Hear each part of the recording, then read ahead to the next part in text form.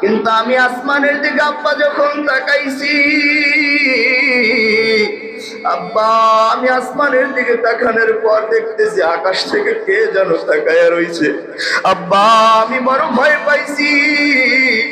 আমি বুঝতে পারলাম মনে হয় আব্বা আপনাকে দেখে ফেলবে, এই জন্য আমি বইলা ফালাইছি আইসে রে। এবার বাপে পুত্রে জিগায়, তোমার মাথায় কি বুঝে আসছে, কি বুঝতে পারতেছো? এবার পুতে ডাক দিয়ে কয়, আব্বা ওই যে মাহফিলের ময়দানে হুজুরেরা মসজিদে মিম্বারে বসে বয়ান করে, যেখানে কেউ না দেখে সেখানে কে দেখে? আরো জোরে বলেন, কে দেখে? আরো বহু গুণে বৃদ্ধি করে আমি আল্লাহ তোমাদের আমলনামায় লিখে দেব। আমরা যদি কেউ জীবনে 10 টাকা দান করি, কিয়ামতের ময়দানে 10 টাকা বহু গুণে সওয়াব আল্লাহ লিখে দিবেন। সুবহানাল্লাহ বলেন। আবার আল্লাহ তাআলা বলে, যারাই আমি আল্লাহর জন্য খরচ করবা, আমি আল্লাহকে কর্জ দিবা, ধার দিবা, যারাই দিতে পারবা আমি আল্লাহর জন্য, কিয়ামতের ময়দানে তাদের জন্য থাকবে মহা পুরস্কার।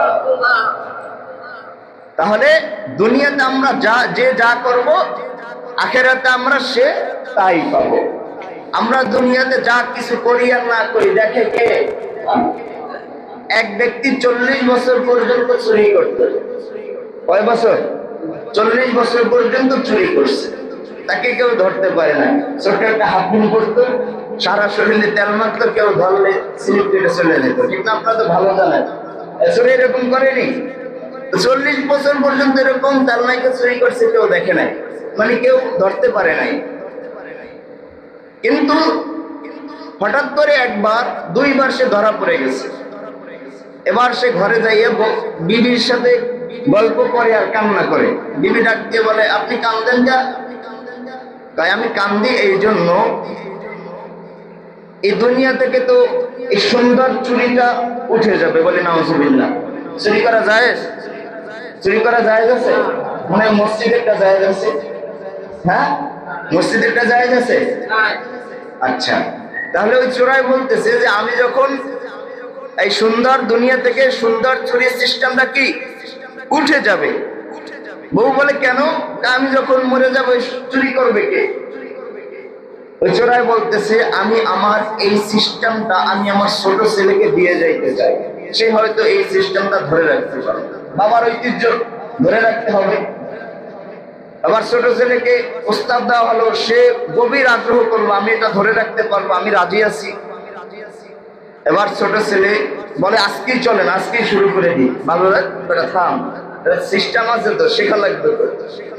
আগে প্যান বানাইতে হবে, তারপর সিস্টেম শিখতে হবে। প্যান বানাইছে, 2 বাপ পুতে রওনা করছে চুরি করতে। সারা শরীরে তোমার বাপ পুতে তেল মাইখা রেডি।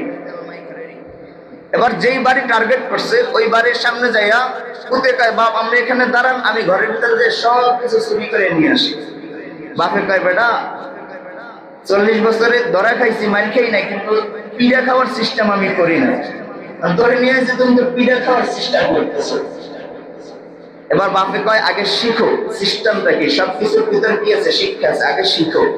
তো বলতেছে, তুমি এখানে দাঁড়াও, গেটের সামনে দাঁড়াইয়া ডাইনে তাকাবা, বামে তাকাবা, সামনে তাকাবা, পিছনে তাকাবা, দেখবা কেউ আসে কিনা। যদি কেউ আসে, অন্যদিক, যেদিক থেকে আসবে ওদিকে না, অন্যদিক তাকাই তো আইছে রে, হেলে কি বুঝতে পারবে না। তার দিকে তাকাই পাইলে সে বুঝতে পারবে যে কিছু না কিছু আছে, কিন্তু অন্য দিক তাকাই পাইলে কি বুঝতে পারবে না। এবার বাপে শুরু করছে, আগে তো শিং দিত। শিং বুঝেন? আমাদের দেশে শিং দেওয়া হয়। শিং, হ্যাঁ, মাদি খুঁজছে। মাদি কইটা কেবল রেডি হয়েছে, সন্তান ছোট ছেলেকে তো গেটের সামনে রাইখে আছে, কেউ আসলে তো কইবি আইসে রে। বাপের শিং টিং খুইদা মাত্র মাথাটা কেবল ভিতরে দিছে, এর ভিতরে পোলাইকা আইসে রে। এই আইসে রে পাওয়া মাত্র বাইরে বাপে দৌড়ায়, পোলায় দৌড়ে। ধরেন দৌড়াইতে দৌড়াইতে মার্কেট পর্যন্ত গেছে। মার্কেটের ওই জায়গায় যাওয়ার পর বাপের পুতের জিজ্ঞাসা, এরে কে আইছে?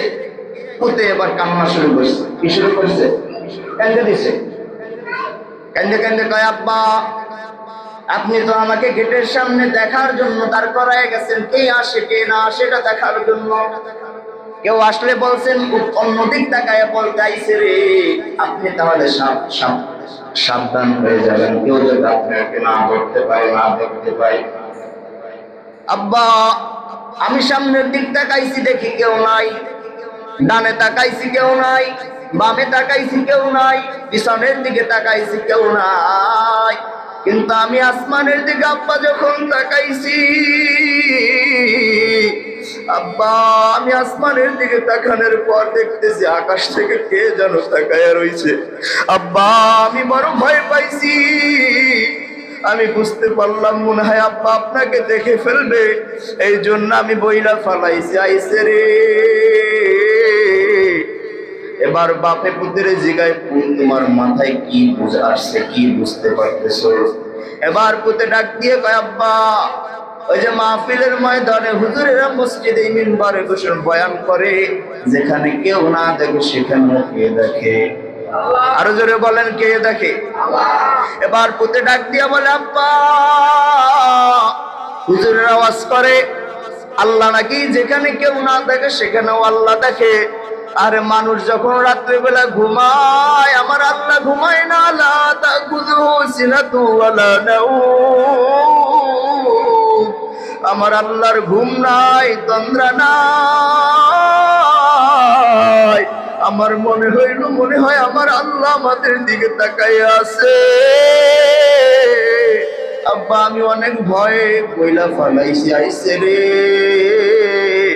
এবার বাপেও কান্না শুরু কইরা দিছে।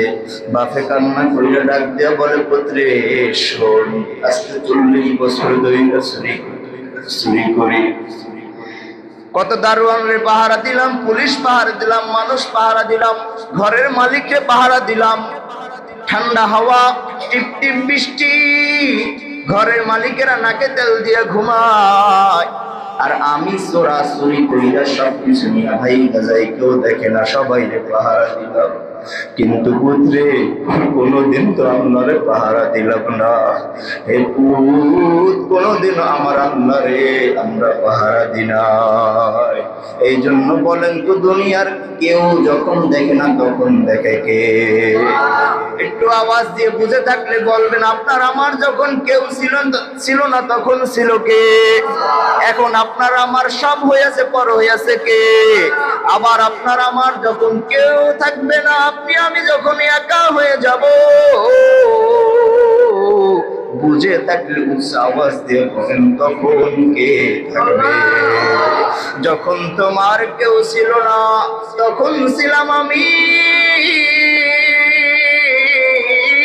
হে বান্দা, যখন তোমার সব হয়েছে, যখন তোমার দুনিয়া হয়েছে, যখন তোমার বিবি হয়েছে, যখন তোমার সন্তান হয়েছে, ভাই হয়েছে, মা বাবা, বন্ধু বান্ধব হয়েছে, তখন পর হয়েছে আমি আল্লাহ।